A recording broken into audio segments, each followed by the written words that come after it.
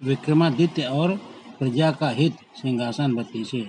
नवी पुतली मधु मालती ने जो कथा सुनाई उसमें विक्रमादित्य की प्रजा के हित में प्राणोत्सर्ग करने की भावना झलकती है।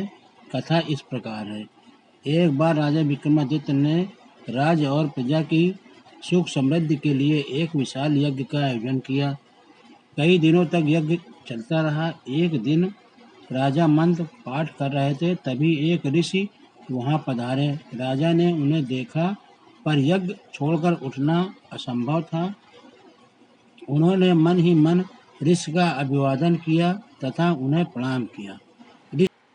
ऋषि ने भी राजा का अभिप्राय समझकर उन्हें आशीर्वाद दिया। जब राजा यज्ञ से उठे तो उन्होंने ऋषि से आने का प्रयोजन पूछा।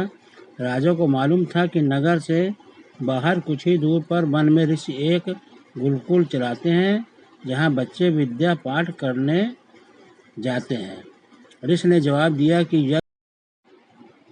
यज्ञ के पुनीत अवसर पर वे राजा को कोई असुविधा नहीं देते। अगर 8 से 12 साल तक के 6 बच्चों के जीवन का प्रश्न नहीं होता। राजा ने उनसे सब कुछ विस्तार से बताने को कहा। इस पर ऋषि ने बताया कि कुछ बच्चे आश्रम के लिए सूखी लकड़ियां बीनने वन में इधर उधर घूम रहे थे। तभी 2 राक्षस आए और उन्हें पकड़कर ऊंची पहाड़ी पर ले गए। ऋषि को जब वे उपस्थित नहीं मिले तो उनकी तलाश में वे वन में बेचैनी से भटकने लगे। तभी पहाड़ी के ऊपर से गर्जना जैसी आवाज़ सुनाई पड़ी, जो निश्चय ही उनमें से एक राक्षस की थी। राक्षस ने कहा कि उन बच्चों की जान के बदले उन्हें एक पुरुष की आवश्यकता है, जिसकी वे माँ काली के सामने बलि देंगे। जब ऋषि ने बलि के हेतु अपने आप को उनके हवाले करना चाहा तो उन्होंने असहमति जताई। उन्होंने कहा कि ऋषि बूढ़े हैं और काली माँ ऐसे कमज़ोर बूढ़े की बलि से पसंद नहीं होगी। काली माँ की बलि के लिए अत्यंत स्वस्थ क्षत्रिय की आवश्यकता है। राक्षसों ने कहा कि अगर कोई छल या बल से उन बच्चों को स्वतंत्र कराने की चेष्टा करेगा तो उन बच्चों को पहाड़ी से लुढ़का कर मार दिया जाएगा। राजा विक्रमादित्य से ऋषि की परेशानी नहीं देखी जा रही थी। वे तुरंत तैयार हुए और ऋषि से बोले, आप मुझे उस पहाड़ी तक ले चलें। मैं अपने आप को काली के सम्मुख बलि के लिए प्रस्तुत करूंगा। मैं स्वस्थ हूँ और क्षत्रिय हूँ। राक्षसों को कोई आपत्ति नहीं होगी। ऋषि ने सुना तो हर्षप्रत रह गए। उन्होंने लाख मनाना चाहा, पर विक्रम ने अपना फैसला नहीं बदला।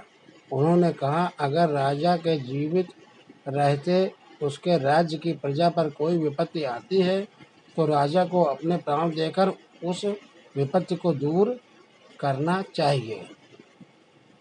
राजा ऋषि के साथ लेकर उस पहाड़ी तक पहुँचे।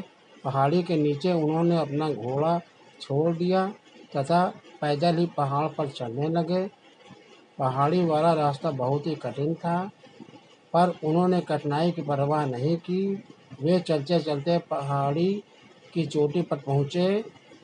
उनके पहुँचते ही एक राक्षस बोला, वह उन्हें पहचानता है और पूछने लगा कि उन्हें बच्चों की रिहाई की शर्त मालूम है कि नहीं।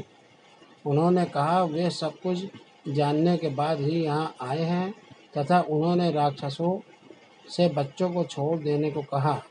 एक राक्षस बच्चों को अपनी बाहों में लेकर उड़ा और नीचे उन्हें सुरक्षित पहुँचाने आया।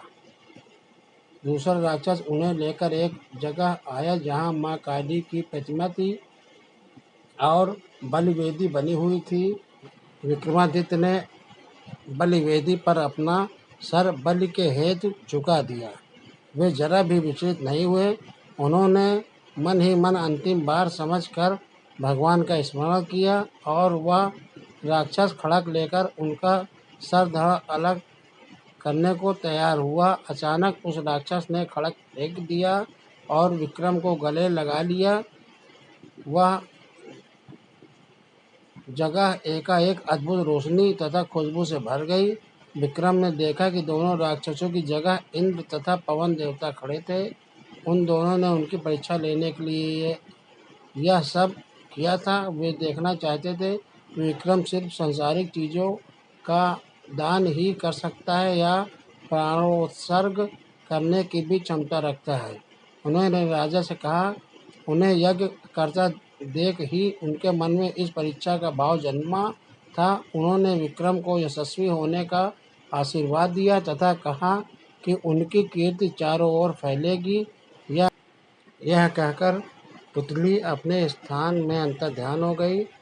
राजा भोज निराश हो कर महल में वापस लौट आए।